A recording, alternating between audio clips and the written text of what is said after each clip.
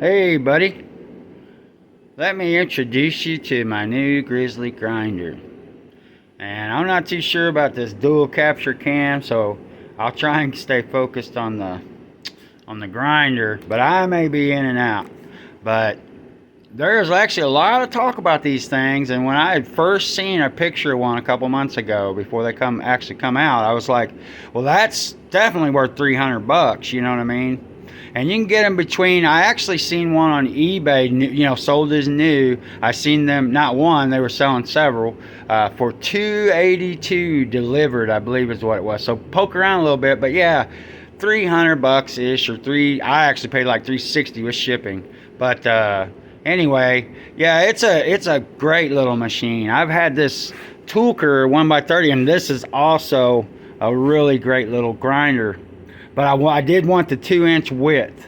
And yeah, as far as this thing, the controls, the motor's plenty powerful for what it is. Because generally it weighs 42 pounds, or that was the shipping weight. And generally, if you're pushing on it hard enough to move the grinder, you're kind of out of that 3/4, in my opinion, on that 3/4 horsepower realm. So yeah, I mean, they knocked it out of the park, because there's not anything. I assume it'll be copied soon, but anyway, I did take these off. This one here, you can actually, when the table's not on there, you can actually get down under there, and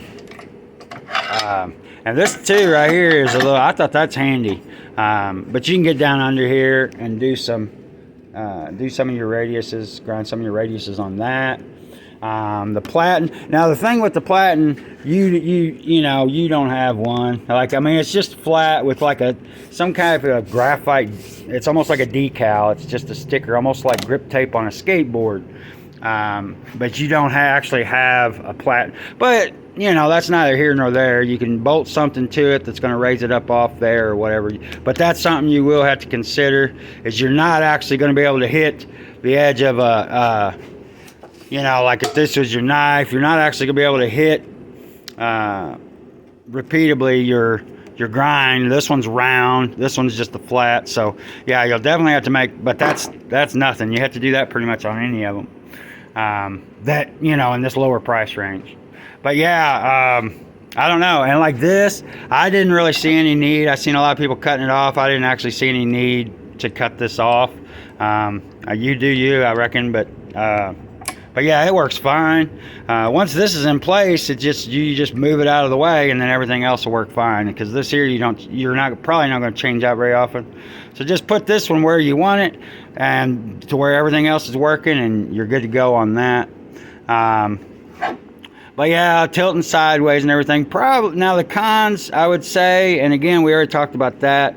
Yeah, that's kind of expected for something like this. The one thing that I don't really know if it's a con or not, but it does not actually shut off. This thing's always going. It's off right now, and then now it's on. So this thing's running all the time. This one here, you can actually turn it off and on to where you can shut it down.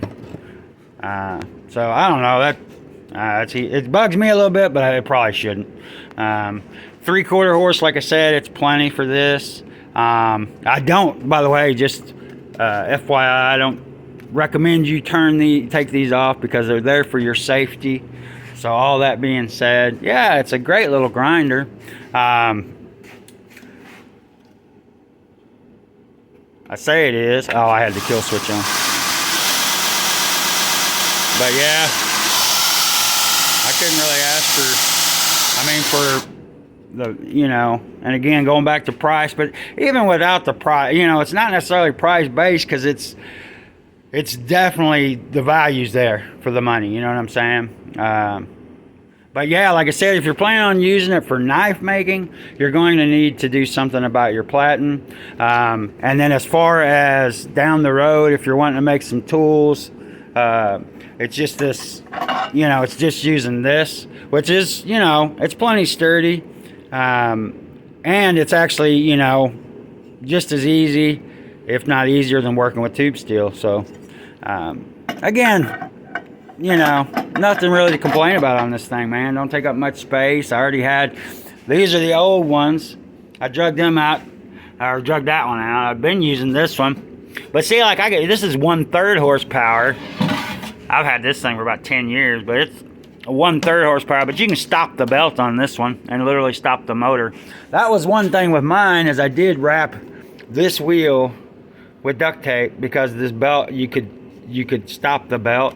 But you may not need to do that. I could have maybe just tightened it up, but it's not hurting nothing, so I put duct tape. So if it spins and you can't tighten it up, I mean, it was quick fix. I ain't had no problem since then. I just wrapped it up real quick. But yeah, man, that's it. This Grizzly, they knocked it out of the park on that, you know, in my opinion. It's a really good little machine. I'm proud to have it, man. So if you're on the fence about it, you know, I wouldn't hesitate. You know, it's, you know, it won't, like everybody says, it won't replace the 2x72 or whatever, but it totally depends on what you're doing, you know, because I'm in I restore vehicles and stuff like that, so it's like a big old 2x72, and the belts, like I see all them belts hanging on the walls in the videos. I'm like, man, I don't want to keep up with all that, you know. I've just got a few belts hanging under the table. It's not a big deal, and I can get my grinding done and go on. But yeah, it's a great little machine, and like I said, it don't, you know, if you can fabricate a little bit of stuff for it and everything, you can put you know, rig up a contact wheel. It just needs to be able to, you know, it just has to go on the end of this, more or less. It needs to be in line, but it needs to go on the end of that, and that's about it, you know. So but anyway, yeah, if you're on the fence, like I said, go ahead and grab it. Great little video. Oh, and happy Thanksgiving.